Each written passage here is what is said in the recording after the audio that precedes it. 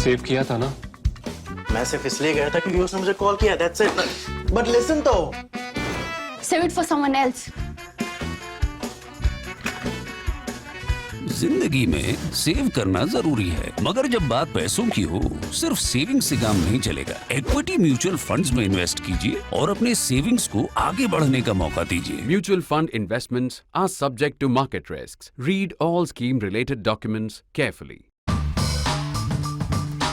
What is the best school for politics in India? Not political science, but the best school for politics. The best school for politics or the best school for anything is what produces the most successful graduates in terms of their careers, in terms of the jobs they get. So IIM A may be getting, or IIM B, Bangalore may be getting the highest salaries or the highest growth for their graduates, or IIT Kharagpur, IIT Kanpur, IIT Delhi, etc., etc. This competition goes on.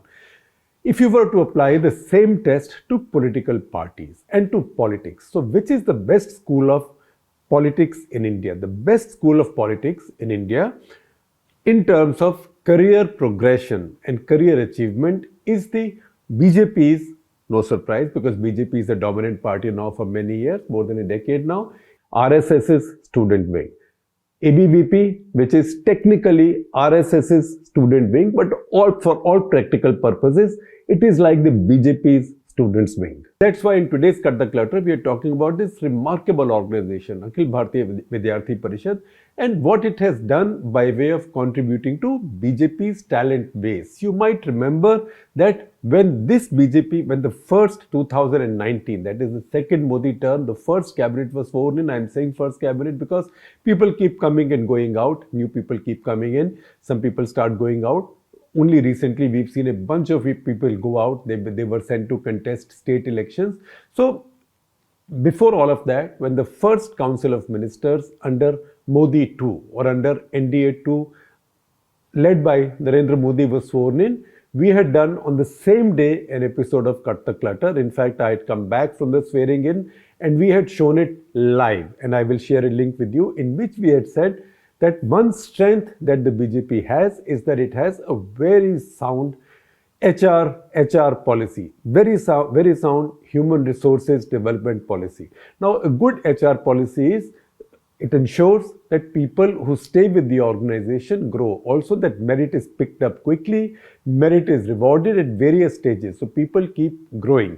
Now, the reason I had said that was, I will tell you, but one of the main reasons I said that was that look, everybody who's been president of, if you look at the Council of Ministers, the senior most ministers, the Vice President of India, these have all been presidents of BJP in the past. So they became presidents of BJP early enough in their lives, then grew to be either senior cabinet ministers, as starting with Rajnath Singh, Amit Shah, Nitin Gadkari, all three of them former party presidents, or vice president, as in Venkaiah Naidu. These were all four party presidents before the rise of Narendra Modi.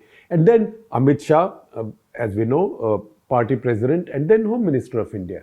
And that is the reason we had talked about the BJP having a sound human resources development policy, that people rise within the organization to become party presidents, then move on higher up to become ministers, vice president, maybe president, maybe prime ministers, going ahead like that. Whereas in the Congress, it doesn't happen like that, by contrast, because a lot of the succession in the Congress has been taking place on family or dynastic terms, or as far as the presidency of the party is concerned. Now the party has Mallikarjun Kharge after a long time. Otherwise, between Sitaram Kesari's unfortunate and short-lived presidency to now Mallikarjun Kharge, the party had only had a Gandhi in control of the party. That was the contrast that we had drawn. The reason we are revisiting this issue now is not because we are looking at people who become party presidents in the BJP and where are they going after becoming party president, but we are looking at people who are becoming ministers and who are becoming ministers, junior ministers, chief ministers. And the reason we are doing this now is that the three chief ministers, the BJP just swore in the three state governments, state assembly elections that it won. That is Madhya Pradesh, Rajasthan, Chhattisgarh. all of the three happened to come from Akhil Bharatiya Vidyarthi Parishad. Remember, we had started out by saying that raising a question, which is the most successful or which is the best school of politics in India. So all three new chief ministers sworn in were from Akhil Bharatiya Vidyarthi Parishad. In fact, if I just want to be mischievous, I can also say that 4 of the 5 chief ministers sworn in after these elections come from the school of ABVP, Akhil Bharatiya Vidyarthi Parishad, because even the Congress Chief Minister Revanth Reddy in Telangana used to be in Akhil Bharatiya Vidyarthi Parishad. But as I said, that is only if I want to be mischievous, which I was, but only for 20 seconds. So let's move on from there. Look at how successful have ABVP workers or ABVP office bearers have been in the BJP, as the BJP has risen to power and as the BJP has expanded its power base. If you look at the current strength of the Council of Ministers of Modi Cabinet, Council of Ministers, these are not just all cabinet ministers, these are also ministers of state. So in the current Council of Ministers, the strength is 56. Strength has come down because several of these were sent to the states, that is Madhya Pradesh, Rajasthan and Chhattisgarh, to contest elections there. So several of these contested elections there and have stayed back in the states. 56 remain in the Modi Council of Ministers. Of these 56, 24 come from ABVP. 24. That's a lot of people. That's a lot of people. Also, if you discount those who've come in not from a political base, for example, a whole clutch of ministers who've come in from civil services, who are former civil servants. So they are not ABVP. At least they are not drawn from the talent pool of ABVP. So if you take them out and take some possible imports from other parties, and we'll mention some of those as we go along, if you look at people who are from the BJP, you will see that many more than half would have come from ABVP. That is a very good strike rate for the student wing of a party. Again, if you see, since Narendra Modi first became Prime Minister in 2014, 28 BJP leaders have served as chief ministers in various states. That is the Modi era or the Modi epoch in its 10th year. In 10 years since Narendra Modi first took over in the summer of 2014, 28 BJP leaders have served as chief ministers in various states. Of this, 13, that's almost half, were drawn from ABVP, means that they have served in ABVP, and that is where they have risen from. In fact, at the 69th National Conference of ABVP, which took place on 8th of December, just a few weeks back, Amit Shah himself has said that I am an organic product of ABVP. Now, when Modi took over, see the difference Modi takeover has made. When Modi took over, there were 5 BJP chief ministers at that point. Of the 5, 2 were from ABVP. And I've told you since then, 28 have become chief ministers, 13 of whom were from ABVP. Now, you might be curious as to which were the 2 chief ministers when Modi took over, who were from ABVP and which 3 weren't. So of the 5 chief ministers, BJP chief ministers at that point, Shivraj Singh Chauhan and Manohar Parrikar were both from ABVP in Madhya Pradesh and Goa, whereas Yediyurappa, Raman Singh and Vasundhara Raje were not from ABVP. That equation has changed. Again, if you see some of the other leaders who had risen from ABVP to chief ministership, not all of them are chief ministers now, but they are prominent people in the BJP hierarchy. Some of them still remain quite powerful and prominent, even if they may not be chief ministers. That is Devendra Fadnavis, currently deputy chief minister in Maharashtra; Raghubar Das, former chief minister of Jharkhand; Vijay Rupani, former chief minister of Gujarat; Jairam Thakur, again former chief minister of Himachal Pradesh; Biplab Kumar Dev, former Tripura chief minister, and currently, of course, Yogi Adityanath, Pushkar Dhami. In fact, in Uttarakhand, both the chief ministers, both the recent chief ministers from BJP, that is Tirath Singh Rawat and Pushkar Dhami, have both been from ABVP. So once again, you can see that BJP is reaching out to its own nursery, and people from that nursery, leaders, young leaders nurtured in that nursery, have been able to rise up the party's ranks to these top positions, because chief minister in India is a really prized position. It's really a prized job. It is like the alum of an IIT or IIM becoming the CEO of a large-sized Indian corporation. That is the meaning. That is the equivalent of becoming a chief minister of a state in India, because chief minister has a lot of powers. Once again, if you see the cabinet comparisons, 2014, the first cabinet that was sworn in, 18 out of 41 were ABVP, not a bad average, almost 50%. Today, 24 out of 56, the number has gone up. Then you see the key people there. I mentioned to you the former presidents who are now senior cabinet ministers, Amit Shah, Rajnath Singh, Nitin Gadkari. But there is also Piyush Goyal, Dharmendra Pradhan, V. Muralidharan, Kailash Chaudhary, Bhupendra Yadav, the environment minister, Nityanand Rai, all from ABVP. And not to forget, on top of all of them, besides Narendra Modi, Amit Shah, the cabinet, who's the pivotal figure in the BJP? It is the party president. The current party president, JP Nadda, also formerly from ABVP. In the recent past too, some of the most prominent voices, faces and leaders of the BJP have originated from student politics and ABVP. So there was Arun Jaitley, late Arun Jaitley, then Prakash Javadekar, Radha Mohan Singh, former agriculture minister, Ravi Shankar Prasad, one of the most familiar, along with Prakash Javadekar, also ABVP, among the most familiar BJP faces on the media, on television, talking about the party, defending the party. Now, what exactly is ABVP? ABVP was founded in 1948. It was founded in 1948. Its first convention took place in Ambala in 1948, and the convention was headed by Om Prakash Behel, who later came to be known as Professor Om Prakash Behel. Now, think about why ABVP was set up in 1948. It was then registered in 1949. It was not set up in opposition to the Congress party. It was a very different India then. It was not set up in opposition to Congress party. It was also not set up in opposition to what might have been seen as Muslim influence. It was not. In fact, it was set up with the idea of countering the growing left influence and the growing popularity of the left on India's campuses. So the brain behind the idea of founding ABVP was Balraj Madhok, late Professor Balraj Madhok. Now you will find that in the BJP RSS history, there will not be that much talk about him, and there is a reason for that. He had a strong view on Kashmir.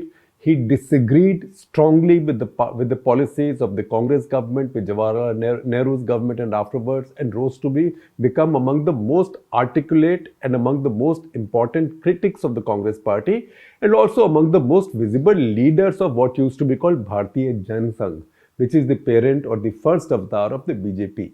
Later, by early 70s, he developed very strong differences with L.K. Advani and Atal Bihari Vajpayee, and on that basis, he fought with them. He was expelled from the party, from Bharatiya Janasangh in 1973, and he went out. So he became, in fact, in 1973, the most prominent dissident from what used to be Bharatiya Janasangh. And then he became a very strong critic of Atal Bihari Vajpayee and L.K. Advani, and continued like that.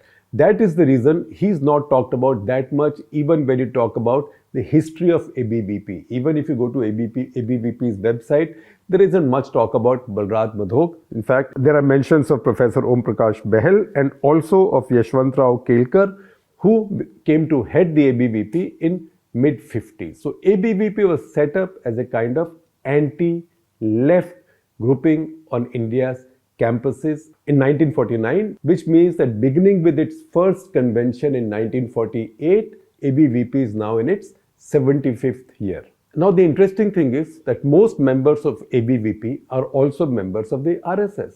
So why do you have to be a member of both, and what is the difference between purely being a member of the RSS and being a member of the ABVP as well? That's because if you're in the RSS or only in the RSS, you're not allowed to participate in active politics. Whereas if you are also with another organization, for example, you can be in the BJP and you can participate in politics. So you can then have what was once called dual membership internally. Member of RSS, member of RSS's political offspring. That is the BJP. Similarly, If you are in RSS and also in ABVP, although you don't necessarily have to be in RSS to be in ABVP, if you are in ABVP, you can participate in politics. You can participate in student politics. You can also participate in politics at a higher level should the BJP choose to draft you in like that.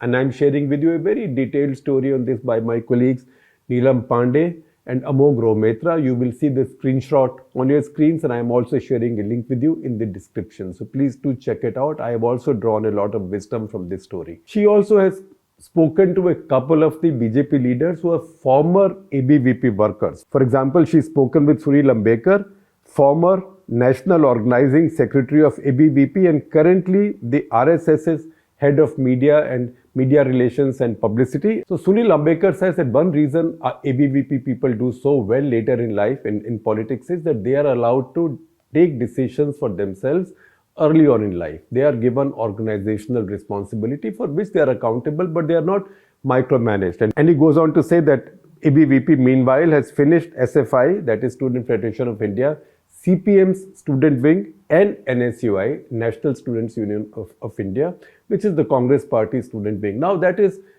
a little bit here and a little bit there because the fortune of these organizations are also linked to the fortune of parent parties. And in this case, CPM it is, which has lost power almost in the entire country except the state of Kerala. And Congress party has also been losing power. So those student organizations also have been declining.